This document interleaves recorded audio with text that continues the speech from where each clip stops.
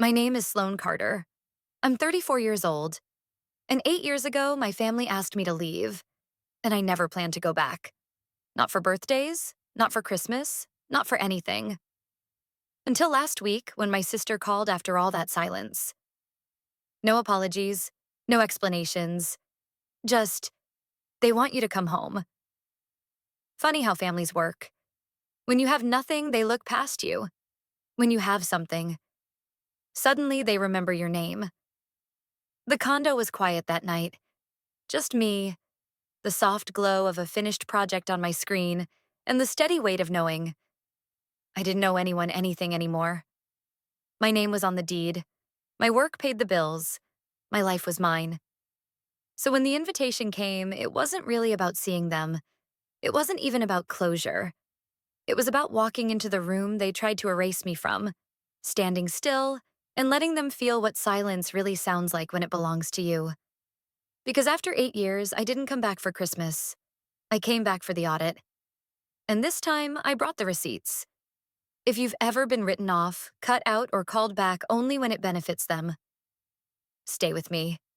Because what happened next? That's where the story really begins. The sun had dipped low behind the high rises, casting long blue shadows across the polished concrete floor of my condo. Christmas lo-fi played softly from the speakers, the synthetic sleigh bells clinking like hollow nostalgia. I stared at the last few lines of code glowing on my screen. All tests passed. No red flags. The AI model ran perfectly, cleaner than it had in 6 months. I hit submit. 5 seconds later, the CEO pinged me on Slack. Final build approved, bonus confirmed. $150,000, take the week off. I leaned back, fingers curling into the sleeves of my sweater, feeling the relief settle between my shoulder blades. It wasn't joy exactly. More like that cool, hard satisfaction you get from finishing something no one thought you could. Or should. The door clicked behind me. "Please tell me you're off work," Monica said, kicking her boots against the rug. Her curls bounced as she entered with 2 bottles of wine and a bag from our favorite Thai place. "I'm off," I said, standing up. "And rich?" Again. She blinked, then grinned. "How rich?" "Rich enough to ignore my parents another 8 years." We laughed, the kind that came easy between us. She shed her coat and set the food down. I grabbed wine glasses. This was the tradition. Thai takeout, overpriced Merlot, and a total embargo on family talk from December 20th onward. But life has a way of timing its ambushes. My phone buzzed. I glanced at the screen, already expecting it to be spam or a failed delivery notice. Tessa. I froze. Not because she hadn't texted in a while. She was the only one who ever did. But because she was calling. That never happened. Monica raised an eyebrow. "Weird?" I nodded, then answered. "Hey, Tess?" Her voice was soft, hesitant. "Hey, Sloane. They want you to come home for Christmas." Silence. In my head, a door slammed shut 8 years ago and never opened again. I was 17. My mother's voice had been sharp as glass. "If you walk out, don't expect us to come running." I hadn't. They hadn't. Until now. I blinked. They want me to come back? Why? I don't know. Caleb's planning something, and Mom said it would mean a lot if you showed up. "They told you to call me?" "Yes." "Did they even ask if I was alive first?" Tessa sighed. "I thought you'd want to know. It's just a few hours. You don't have to stay long."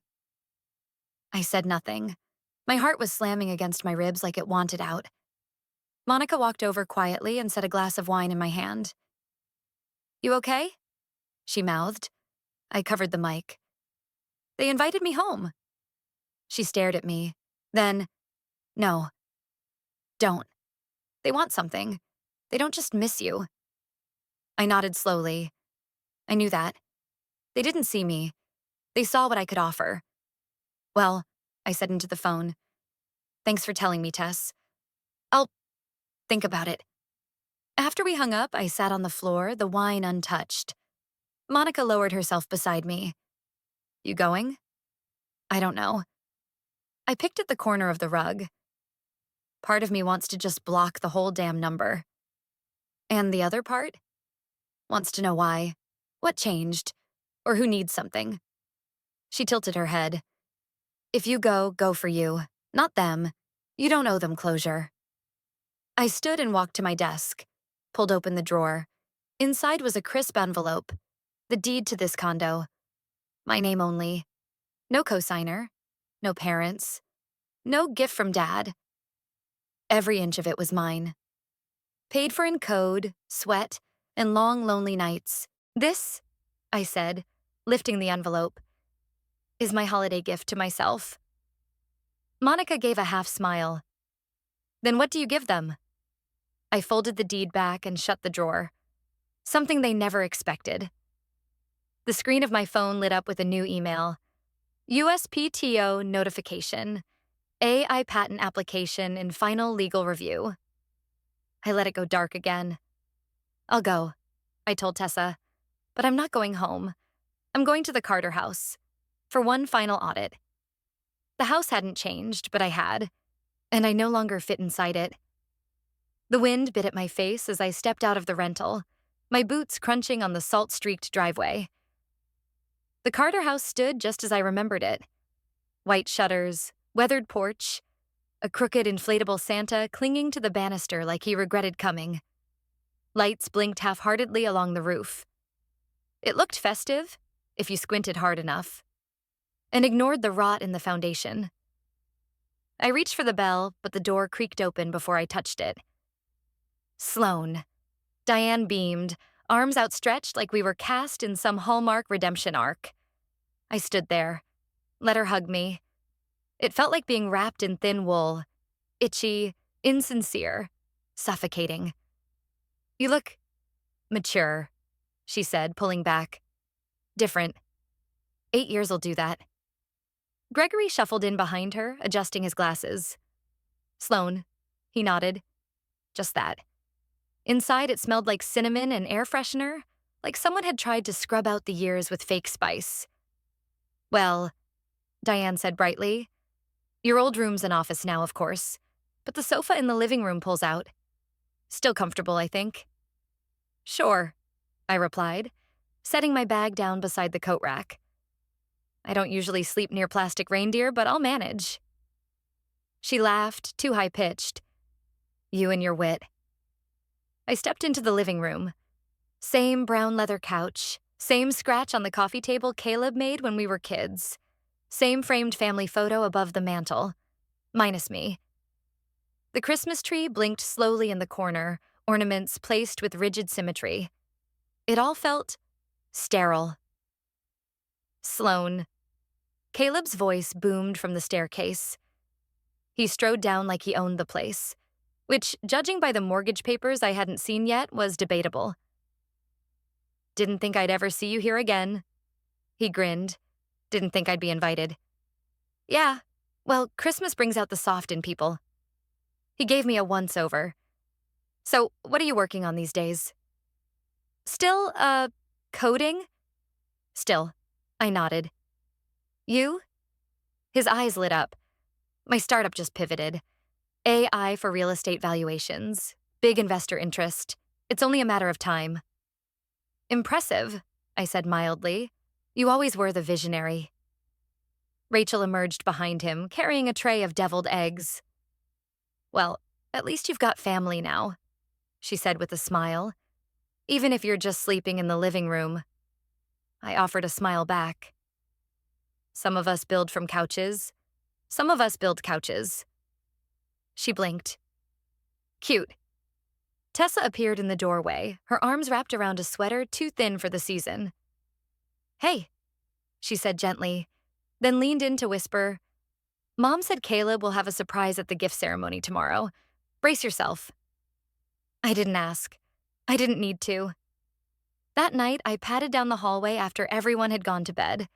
The house made familiar creaks under my feet, like it remembered me even if its inhabitants didn't. Caleb's office door was slightly ajar. Inside, the desk light glowed faintly. Papers lay scattered, but one sat front and center, its bold heading unmistakable. I slipped my phone from my pocket and snapped a quick photo. Loan agreement borrower, Caleb Carter. Co-signers, Diane Carter, Gregory Carter. Loan amount, $200,000. Collateral, 1218. Willow Creek Road, Carter Family Residence. I stepped back silently and closed the door. Dinner the next evening felt like a slow descent into theater. Diane praised the roast she didn't cook. Gregory asked Caleb about the app. Rachel told a long, boring story about how their toddler said algorithm wrong. Then Caleb turned to me. Some people show up late, he said, swirling his wine, and think they deserve cake. Laughter rippled around the table. Light, casual, cutting. I smiled, lifted my glass, but my eyes were already scanning my phone screen beneath the table. The photo was clear now, zoomed in, perfectly legible. $200,000. Collateral. The house we were sitting in. And suddenly it all made sense. The room was full of laughter, until they skipped my name like I never existed. Twinkle lights flickered across the ceiling, casting cheerful shadows over faces that had once turned away from mine without a word. The Carter living room felt like a stage, and every player was in costume.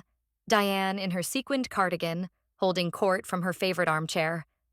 Gregory perched awkwardly on the edge of the ottoman, trying not to spill cider. Alib and Rachel, planted in the center of it all like a department store couple. Perfect on the surface, empty in the eyes. All right, Diane called out, clapping twice. Let's begin. The family gift exchange had been a tradition for as long as I could remember. When I was little, I used to spend the week before Christmas with my nose pressed to the tree skirt, memorizing every tag, hoping one would have my name. They never did. Not really. Back then, it was subtle. Caleb got the good gifts. Real toys, branded, shiny. I got art supplies from the dollar bin. A coloring book with off-color crayons. I never said anything. I just drew Caleb with missing teeth and horns. Tonight the performance was grander. The names were called with dramatic flair. To Jamie from Aunt Linda. From Caleb and Rachel to Logan, remote-controlled drone. From the Carters to Sweet Molly, look at that dollhouse. Applause, cheers, camera flashes. And I smiled, even laughed when appropriate. I clapped along with the cousins, passed wrapped boxes down the line, said, "How thoughtful," at least 5 times. All part of the costume. The tree emptied slowly, 1 box at a time. My name hadn't been said, but I didn't flinch. Then Diane clapped her hands again, bright as the star on the tree. And that's all the presents. There it was. Someone, a cousin, maybe Tessa, hesitated. Wait, what about Sloane? Diane tilted her head, her mouth forming a perfect O of theatrical regret. Oh no, she cooed. We must have forgotten. Caleb chuckled. Classic. Rachel leaned over, her voice sugary. We'll make it up to you next year. Bigger and better. The room laughed with them. It was polite laughter. Tired, complicit. I rose from the couch slowly. It's okay, I said, reaching into the coat I'd draped across the back of the love seat. A few people turned to look. My fingers closed around the box in the inner pocket. I got myself something. I held it out and opened it with a snap. Inside, nestled in dark velvet, was a silver key. Not a symbolic one. Not a gift shop trinket. A real engraved condo key. Sleek, new, gleaming. Unit 28E, I said clearly. Skyline Residences? Downtown Chicago. Just closed last month. Gregory blinked. You bought what? 3 bedrooms, I continued, my voice calm. Lakeview. Built-in smart panels, full automation. Valued just under $500,000. I glanced toward the tree, then back at them. Merry Christmas, to me. You could hear the fireplace crackling. Someone's glass clinked as they adjusted it too hard. Caleb's jaw had gone slack. Rachel looked like she couldn't decide whether to glare or smile. Diane blinked 3 times, fast, then stared at the key like it had insulted her. Wow, Gregory managed. That's that's impressive. Just a little token, I said, pocketing the box. No strings attached. And that was the moment. The axis of the room shifted, not violently, but undeniably. Every eye that had skipped me minutes ago was now tracking me like a laser. The girl who had been sleeping on the couch had just bought a skyline. I sat back down without another word. The laughter didn't start again. The room had just started breathing again when my father asked if we could have a quick chat. The kitchen smelled like cinnamon rolls and staged sincerity. Sunlight spilled across the countertops, illuminating a scene too carefully arranged. Gregory and Diane seated at the island like executives preparing for a pitch. Caleb in a button-down that still had fold lines. Rachel standing by the fridge with a coffee mug she hadn't sipped once. Tessa sat at the far end, eyes fixed on a crack in the tile. "Come sit," Gregory said gently, patting the stool beside him. "Just us." I walked in slowly, arms crossed. "This doesn't feel like breakfast." Diane chuckled tightly. "Don't be silly, it's Christmas. Families talk on Christmas." I took the seat but said nothing. Gregory started first. "We're so proud of you, honey. It means the world to have you back." "Especially doing so well," Diane added, her hands fluttering over a folded napkin. "Owning property in the city. What a milestone." "Really makes you realize," Gregory continued, "how important it is for families to support each other, through thick and thin." Diane leaned in. "Because that's what family does, Sloane. Family sticks together. And sometimes, family helps family." There it was. Caleb reached into his satchel, the kind you carry to make your startup look serious, and slid a manila folder across the counter. "It's all here," he said smoothly. "The business model, projections, investor interest. All I need is $200,000. You wouldn't just be helping me. You'd be investing in your bloodline." I didn't touch the folder. "I see," I said. "This is why I'm here." Diane's smile faltered. "No, sweetie, we—" I opened the folder, skimmed a few pages.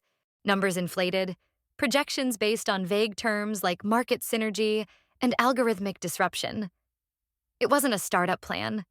It was a Hail Mary. I took out my phone and placed it next to the folder. "Let me save us some time." I pulled up the photo, the one from Caleb's office 2 nights ago. I zoomed in, turned the screen toward them, and read aloud. "Loan amount, $200,000. Collateral, 432 Greystone Avenue." "That's this house, isn't it?" Silence. Rachel finally looked down. Tessa's eyes welled, but she said nothing. Gregory cleared his throat. "It's not what it looks like. It was temporary." "You leveraged the house behind everyone's back," I said quietly. "You didn't invite me for Christmas. You invited me for cash flow." Caleb's jaw tightened. "It's still a good investment." "No, Caleb, it's a gamble. And you want me to pay the price if it fails." Diane's voice cracked. "You're making this so hard. We thought you'd want to be part of something. Part of us again." I turned to her. "You wanted the version of me that signs checks, not the one who remembers everything." She blinked, eyes wet now. Not from guilt, but from panic. The plan was slipping. Caleb leaned forward, hands splayed on the counter. "You're part of this family, whether you like it or not." I met his gaze. "Not anymore. 8 years ago, they asked me to leave. Now they were begging me to stay. On one condition: surrender." The storm had arrived just after sunset. Freezing rain lashed against the dining room windows in thin, icy fingers, tapping like they had something urgent to say. The lights were dimmed, but not for ambiance. Someone had forgotten to pay the electric bill on time. Or maybe they were saving power, waiting for a miracle in the form of my checkbook. I sat alone at the table for a moment before Gregory and Diane entered, followed by Caleb and Rachel. Tessa lingered in the hallway, half in shadow.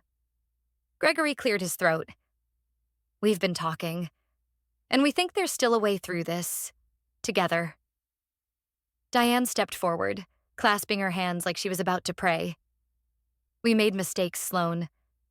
But we're still your family.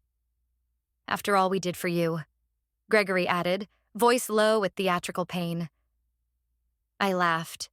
Not loudly, not cruelly, just enough. You mean the bare minimum? Diane's eyes narrowed. We raised you, fed you, put a roof over your head, until you decided I wasn't worth the space. Caleb paced behind them like a lion in a too small cage. You're acting like we murdered someone. Families fight. You didn't fight me, I said evenly. You discarded me. Big difference. Diane's voice cracked. You're our daughter. No, I said, standing. I'm the ATM you regret throwing out. Caleb sneered. You think you're better than us now? With your smug little key and your startup money? I hope you choke on that fancy apartment. I stared at him, then calmly grabbed my coat from the back of the chair. And I hope you enjoy paying off your second mortgage. Gregory stepped between me and the door. Don't walk away from this, Sloane. Don't walk away from your blood. I did that years ago, I replied. Diane's voice, brittle and desperate, came sharp behind him. You'll regret this when we're gone. I stopped, slowly turned. I've been grieving you for years, I said. The funeral already happened. In my heart. Silence. I walked past Gregory. Diane didn't move. Neither did Caleb. Rachel crossed her arms, leaning back into the wall like she'd been cast in a play she no longer enjoyed. Only Tessa shifted, stepping out from the hallway. She didn't say a word. She just followed me to the door. We stood for a second, the wind howling outside like a warning. Then she hugged me, tightly, briefly. I held her, not for long, but enough. When I opened the door, the cold hit my skin like a slap. I welcomed it. Behind me, a voice shouted into the dark. Ungrateful. I didn't turn around. I thought leaving would feel heavy. But the air had never been clearer. The city was covered in a soft, white hush, like someone had taken an eraser to every harsh edge and left behind only light. Through the floor-to-ceiling windows of my condo, the skyline glittered beneath a fresh blanket of snow. It was January 6th. New year, new calendar, new peace. I sat cross-legged on the couch, fingers wrapped around a warm mug of chai. No emails, no family drama, no guilt ticking in the corners of my mind. My phone buzzed, an alert from the patent office. I opened it, heart strangely still. Status. Approved. I smiled. Not the kind you flash for pictures, but the kind that settles deep in the chest. I didn't need to forward it to anyone. There was no one to impress. No one left to prove wrong. Just me. A knock at the door. Then Monica's voice. Open up, savage. I laughed and got up, the wood floor cool beneath my feet. When I opened the door, Monica stood there grinning, a bottle of champagne in one hand and a tray of bagels in the other. Two more of our friends followed, kicking off snow from their boots. To the most silent, savage woman I know, Monica said, handing me the bottle. I held it for a beat, then popped it open with a quiet snap. Foam rushed up and over my hand. The others cheered, not too loudly. No speeches, no pressure to explain anything. Just presence. We sat around the kitchen island, sipping, eating, laughing in pieces. I didn't need to fill the silence. It was friendly now. Midway through pouring a second glass, my phone lit up again. Tessa. I picked up. Hey. Her voice was soft but steady. I moved out. I blinked. Seriously? Found a place near campus, she said. Tiny, but it's mine. You inspired me, Sloane. I swallowed, my throat suddenly tight. You did that on your own, I said. There was a pause. Then, maybe. But it helps knowing someone else got out. We didn't talk long. We didn't need to. After I hung up, I leaned against the window, looking out over the city, alive and distant in mine. A ping drew my gaze back to my phone. Unknown number. How dare you abandon your family? I stared at the message, thumb hovering. Then I hit block. Simple. Done. Like closing a door that had never truly opened. The wind outside had softened. I walked to the balcony and opened the glass door, letting the cold rush in.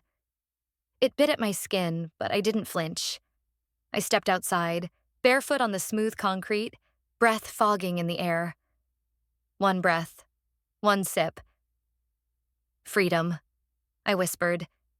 They gave gifts to everyone but me, but I gave myself the one thing they never could. Peace. I didn't cry when I walked out. Not because I wasn't hurt.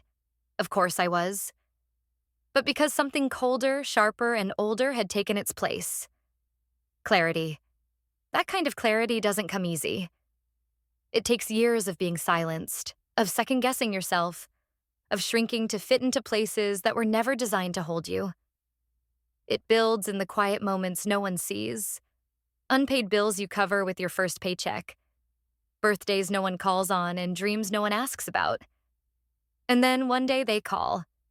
They say it's about Christmas, about family, about starting over. But I know better now. Invitations without apologies are just manipulations in disguise. And love that comes with conditions is just control wearing perfume. I walked into that house with eyes wide open. Every smile was measured, every compliment laced with agenda. They didn't miss me. They missed what they thought I could give them. So I let them see. Not out of spite. Not to hurt them. But to remind myself that I was no longer the girl they cast aside. I was something they couldn't recognize anymore. A woman who owed them nothing. The moment Caleb pushed that folder across the table, I didn't flinch. Not when he said it was about family legacy. Not when Diane clasped her hands like she was praying for a miracle. Because I had seen the mortgage. I had read the terms. I knew the house wasn't just a home. It was a gamble. And I was supposed to be the insurance policy. But I'm not in the business of rescuing people from their own arrogance. They called it selfishness, ungratefulness, cold-heartedness. I call it survival. Because giving people more chances than they deserve isn't kindness. It's a slow form of self-betrayal. I walked away that night into the storm without saying goodbye. Not because I wanted to punish them, but because I had nothing left to say that hadn't already been dismissed for years. And when the snow bit at my cheeks and the wind pulled at my coat, I didn't feel small. I felt free. Back in my condo, I didn't blast music. I didn't cry on Monica's shoulder. I just stood in front of the window and watched the city glow, like it was welcoming me back to a life I had built with nothing but grit and silence. And then came the message from Tessa. "I moved out," she said. "You inspired me." That was when the tears came. Not for what I lost, but for what I never had, and for what I had finally chosen to give myself. Peace. So when the unknown number tried to guilt me one last time, "How dare you abandon your family?" I didn't argue. I didn't explain. I just blocked it. Because the conversation ended years ago. I just hadn't realized it. And in the end, it wasn't the condo or the patent or the champagne toast that mattered. It was this. The quiet knowledge that I didn't need to be chosen to be whole. Some truths don't roar. They simply arrive and settle in the bones. Sloane's story is not one of revenge, but of reclamation. She didn't seek to punish her family. She only refused to bleed for them anymore. What began as a reluctant homecoming became a final audit of everything they tried to erase in her. And by saying no, not just to money, but to guilt, to erasure, to the old roles they cast her in, she didn't just walk away. She rose. Like the quiet verdict at the end of a long trial, justice doesn't always make a scene. But when it comes, it clears the room.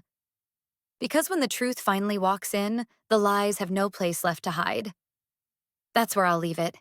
No speeches, no revenge list. Just quiet clarity. I didn't go back to be part of their table again.